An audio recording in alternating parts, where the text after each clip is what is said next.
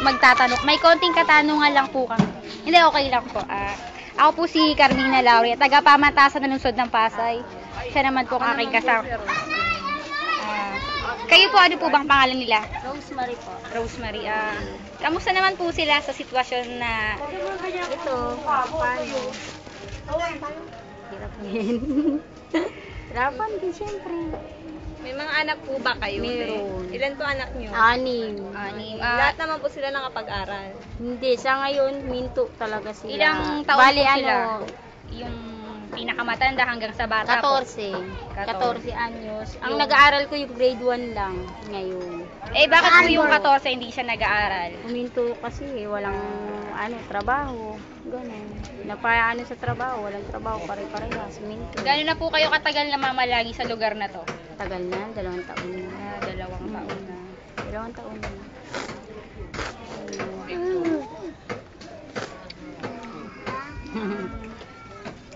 Uy, bigay ka.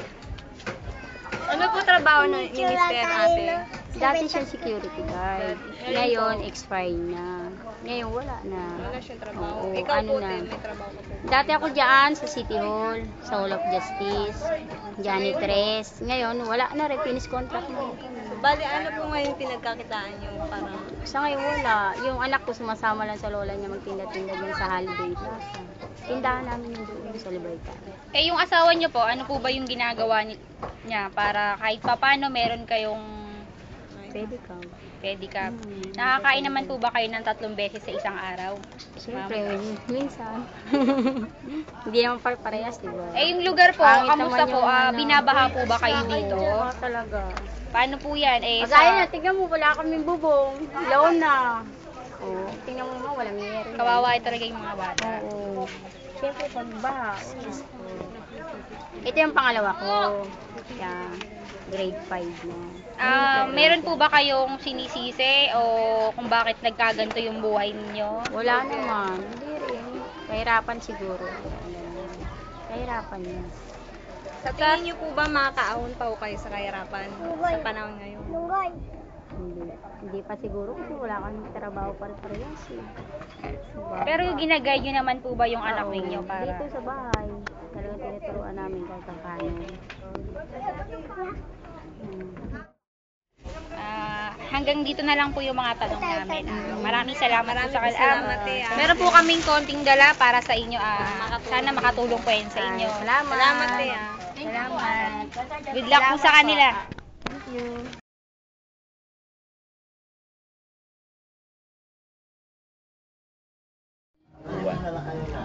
Narito tayo ngayon sa Barangay 13, FB Harrison, Pasay City at interviewin namin ngayon ang pamilya Samson. Si Aling Lisa Samson ang may bahay ng pamilya Samson. Ilan po yung anak nila? Bali, 6 po. Ilang taon po yung panganay nila? na po, 19. 19? Asan po? Nag-aaral Nag-aaral po? Yung iba nag-aaral. Ilan po yung nag-aaral sa pamilya? Bali, 3. 3 po. Ang 4 yung isa nasa Laguna nag-aaral. Mga college na po sila. Hindi po, mga grade 4 po yan. Grade 4 yung ilang taon po? Yung isa. Ilan po yung nag-aaral? 14 Di ba lang. 3 po yung nag-aaral? Yung panganay 14 po? ko, grade 4 lang. Grade 4 pa lang po? 14 years old? Bakit po? Paano po nangyari na patigil-tigil? Kasi kapos kami sa Quran. Siya po ba yung asawa? Ako. Ano pong trabaho nila, sir? Scavenger yun. Babasura. Scavenger. Nagbabasura yun. Araw-araw po yung nagbabasura po kayo. Magkano naman po yung kinikita nyo sa loob ng isang araw? Minsan 200. Taas na yung 200. Nagkakasya po yun. Yung pinagpapasura Magdamag na yun. sa hirap naman ng buhay. Paano, yun nga po ang hirap-hirap ng buhay. Paano, 6 po yung anak ni, ilan po yung nandito ngayon? Bali, nandito po ngayon. Bali, 2 po nandito. 2 lang po yung anak niya na nandito. Kasi nasa amin iba. Yung iba na nag-aaral pa eh. Iba nag-aaral. Saan po sila nakatira? Dito rin sa amin. Yung isang nag-aaral ng grade 4, nandito sa nandito sa Balibin. Bali sila nandito sa Balibin. Sila nagpapag-aaral. Sila kumukop kasi wala nga kami pera. Wala kami. Hindi namin maano. Bali Hindi sila namin nagpapag-aaral. maeskaso. Babalik pa po ba sila dito? Pinapasyalan po. Pinapasyalan. Pinapasyalan nila. Ilang Nakakakain po ba sila ng 3 beses sa isang araw? Nakakaano naman. Nakakaraos naman po.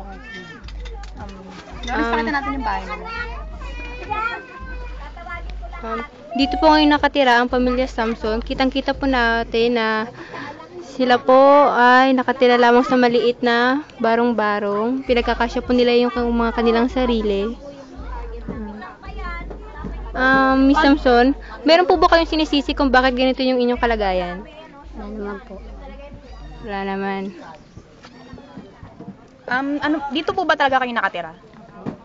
Gaano katagal na po? Matagal lang patay po nila dito, boss. Bali, na kami dito, 2 taon na rin. Dati po, saan po kayo nakatira?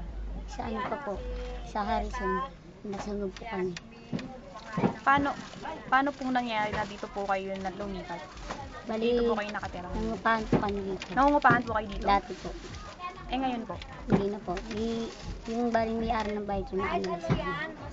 Bali, binigay na. Nangangarap po ba kayo na balang araw makatira po ko sa isang malaking bahay? Siyempre naman po. Ano po yung sa tingin niyo mga dapat gawin para makantam po yung mga ganong bagay? Nanon. Hiling na namin, matulungan din kami. Ano po ba yung mga hinaing ninyo sa tungkol dito sa kalagayan? Sana maahong kami, kahit pa paano. Ano naman po yung gusto nyong imensahe sa ating gobyerno? Sana matulungan kami kahit paano. Sana matulungan niyo man lang kami. Kagaya po ng anong tulong? Mabigyan din kami ng bahay. Sa tingin nyo, paano po tayo makakaawon sa kahirapang to? Sana nahiling nga sa Pangulong tulungan nyo lang sana kami. Nagkaroon kami ng tahanan. Sa kahirapan po na nararanasan nyo ngayon, inisip nyo po ba na gumawa ng mga bagay na labag sa batas kagaya po ng krimen?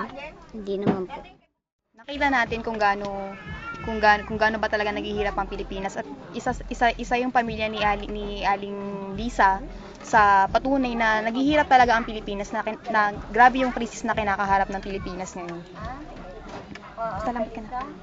Maraming salamat po sa inyong oras. Maraming salamat po sa oras nila, Aling Lisa. Salamat po. At ito po yung aming handog Meron para po po kaming sa inyo. konting bigay sana. Sana po makatulong Sana sa po inyo. makatulong.